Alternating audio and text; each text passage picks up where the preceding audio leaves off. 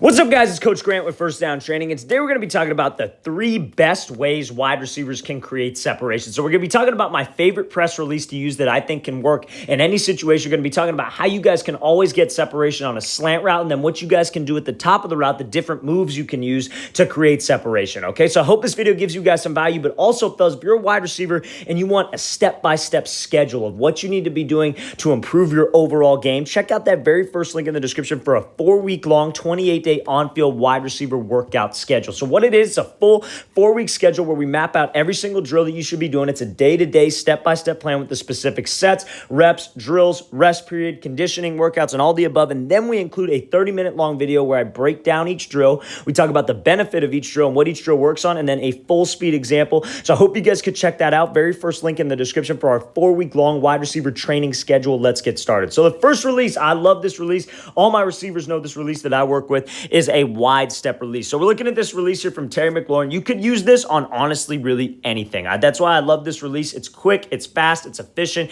and that's what we're going to be talking about. So a wide step is exactly how it sounds, right? You want to step with your back leg and you want to step wide outside the DB's frame. Reason why I think this is such a good way to get space is because it builds into a lot of different things. So you see how McLaurin kind of takes this little like stutter step with the front leg. This is like a little prep step, right? That little prep step could just turn into a straight up outside release. This little prep step can throw you into a wide step like we do, and then this little prep step could throw you into a wide step, then maybe you throw a second cut back to the inside. The wide step builds into so many different things, and that's why I think it's the best release to use to create some separation. So how you guys can get better at this is you really got to emphasize stepping outside that DB's frame. You probably heard me talk about this before, right? You want to treat releases like you're driving. You got the left lane, you got the middle lane, and then you got the right lane. So the right lane is where we want to step because we want to get to the left lane, right? So I'm trying to get this DB to jump. I'm trying to get Sherman to jump to the outside here so I could create that space. So he takes that little first step. That little first step is all for explosion.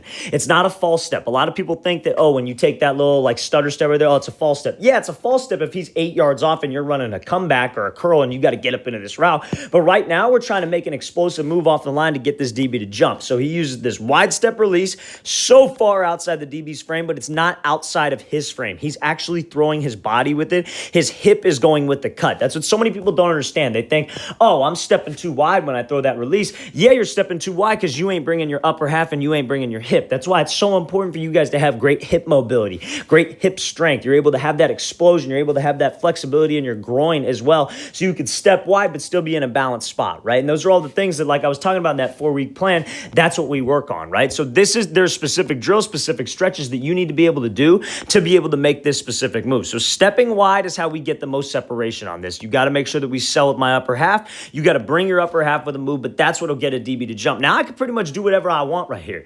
I could run up into this route. I could run it off on a dig. And then again, we see Sherman really commits. I could snap this thing off, be violent with my hips and slip back underneath on an out route. I could run a fade route. I could just work to restack and run a fade. I could break this thing off on a post. I could do a rocker step and run a corner. There's a million different things you could do off of this wide step. And there's probably 3 separate releases that you guys can do off this wide step. You can just give a little single jab where you take a speed release to the outside, hit him with a wide step, take an inside release, then hit him with a wide step double tap where you throw one more move to the inside and take an outside release. There's 3 different releases you can use, and they all build off of this. So that is my favorite release. That is the first #1 best way to create separation, I feel, off the line of scrimmage is with that wide step. Because again, all receivers are fancy when these guys aren't there, right? Everybody's a good route runner when those linemen ain't there, because you could do a million different moves and timing don't really matter. But when those linemen are there, it's about getting into the route, getting to the spot the quarterback needs you to be at, and being there on time. And this wide step release, I guarantee you will always be on time if you do this correctly. Let's watch it full speed one more time. Great job throwing wide,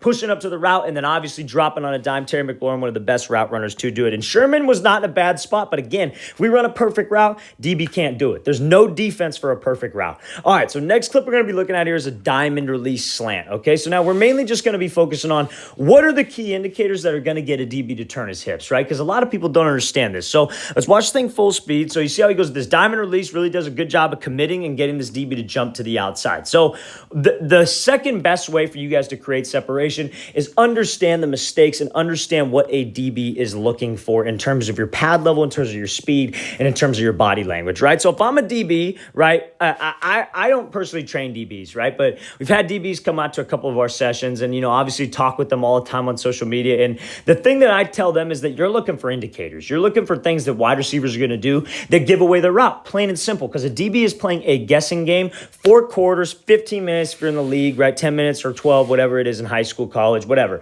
But they're playing a guessing game for 4 quarters, right? So they don't know what we're doing. And as a receiver, if I don't give away what I'm doing, I should be able to be open every time. Again, there's no defense or a perfect route. So when we come off here on this diamond release, you see how this receiver, number one, his eyes are to the outside. There's nothing worse than a receiver who gives it away with his eyes. He starts to round this thing off, because when your eyes start to glance to the inside, so does your pad level. And you got to always make sure that you're committing your pad level to the break. That's number one. Commit my pad level. And again, this is a diamond release, but I still got a little bit of a stem. I commit my pad level to the stem. That means my shoulders and my hips are almost parallel with this break that I'm trying to sell. So he comes off here, eyes are to the outside, and you guys all know a diamond release is 3 hard steps on a 45-degree angle to get this DB to turn his hips, right? So I come off here, 1, 2, 3, bam.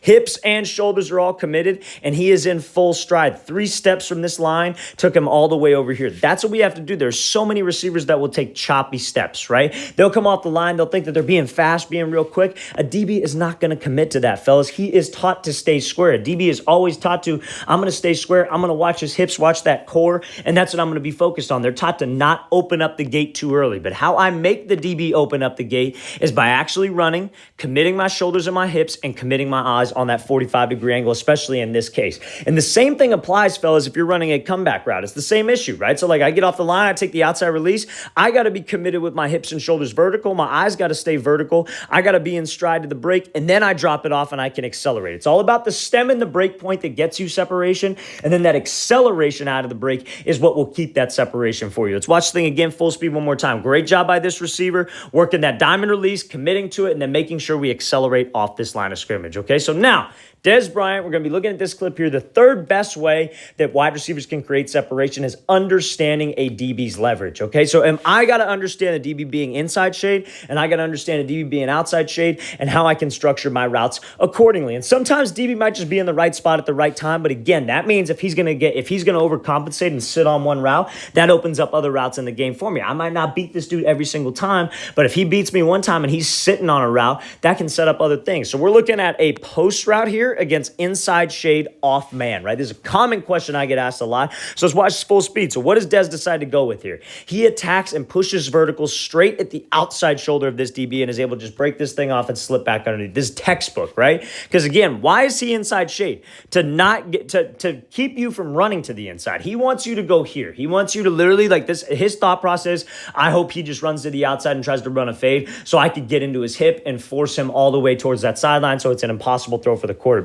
Sideline is his help right here. Especially if you're a slot receiver, you're going to be seeing this a lot from safeties, right? You're going to be seeing this a ton from safeties, maybe even on the outside too. Me personally, I think off man is one of the dumbest coverages that you guys can play, because I think if you have a good receiver and you have a quarterback who understands what a receiver's trying to do, it's unbeatable. Especially, like I said, very beginning of the video, there's no defense for a perfect route. So when I come off here, my goal is not to attack his leverage. Everybody gets this wrong. I got an inside shade DB with an inside breaking route. I do not want to attack his midline. I do not want to attack his inside shoulder, because what he's taught to do when you attack him is keep his leverage. He's inside shade for a reason, right? So you're going to attack his leverage, and you're going to end up running a post, and you're going to run right into him. You can't change the route on the fly and just go to the outside. Now, if you have an outside breaking route, yes, you want to square him up, because that will make him weave to the inside, and then I open up all this space for me. But now my goal is to get him to turn his hips on the fade. So I got to make sure that I'm doing those 3 things like I talked about in the previous example. Hips and shoulders are parallel to the break. I got to be in stride. My eyes got to be straight forward. I got to be attacking this outside shoulder, because that's what's going to get him to commit. If I can get him to be in this position and open up that gate, because I'm saying fade. Everything about this says fade. My eyes say fade. Shoulders say fade. Hips say fade. My stride length stays fade.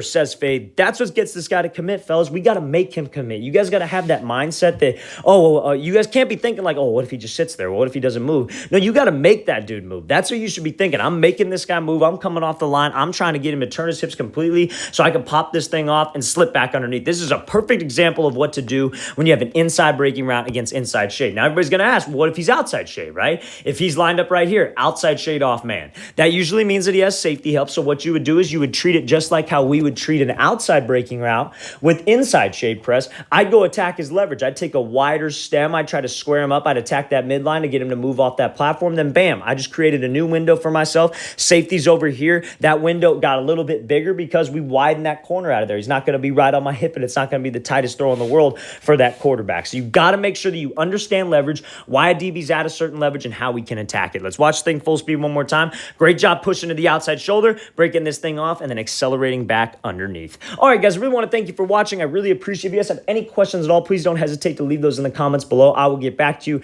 as soon as possible. And again, fellas, 4-week on-field wide receiver training schedule, step-by-step process, all the specific things you need to do day to day to improve your on-field performance as a wide receiver, and then get a 30-minute instructional video where we break down each day of the plan, all the drills, the purpose of the drills, and then full speed examples so you guys aren't confused on it. Hope you guys can check that out. Very first link in the description. I'll see you guys next time.